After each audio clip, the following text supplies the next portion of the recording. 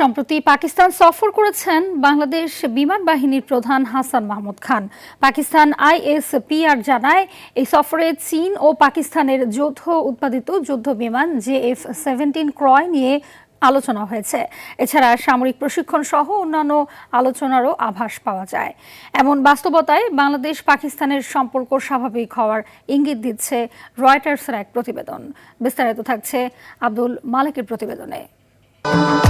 ভবিষ্যৎ হোক নিরাপদ, বিনিয়োগ হোক বিশ্বস্ত, আর আমার পছন্দ সল্ট বে। ওয়েলকাম টু সল্ট বে।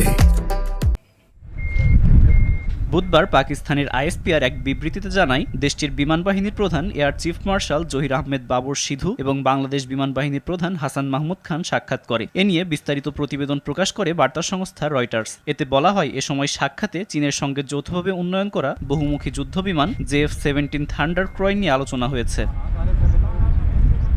বিবৃতিতে আরও বলা হয়, পাকিস্তান বাংলাদেশকে সুপার মুশাক প্রশিক্ষণ বিমান দ্রুত সরবরাহের আশ্বাস দিয়েছে। একই সঙ্গে পাইলট প্রশিক্ষণ ও দীর্ঘমেয়াদী কারিগরি সহায়তার কথাও বলা হয়েছে।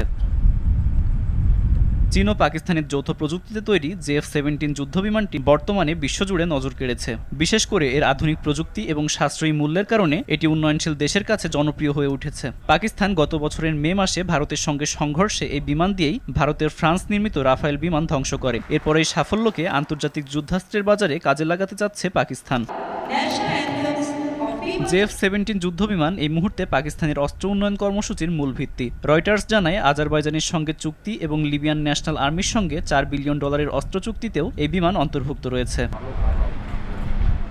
এমন সব আলোচনা বাংলাদেশ ও পাকিস্তান সম্পর্ক ঘনিষ্ঠ হওয়ার ইঙ্গিত দিচ্ছে। বিশেষ করে 2024 গণঅভ্যুত্থানের পর ঢাকা ও ইসলামাবাদের মধ্যে যোগাযোগ বেড়েছে। 1971 সালের মুক্তিযুদ্ধের পর আবারও শুরু হয়েছে দুই দেশের মধ্যকার সরাসরি বাণিজ্য আলোচনা। একই সঙ্গে দুই দেশের সামরিক কর্মকর্তাদের মধ্যে একাধিক বৈঠক হয়েছে বলে জানিয়েছে রয়টার্স। আব্দুল মালেক, RTV।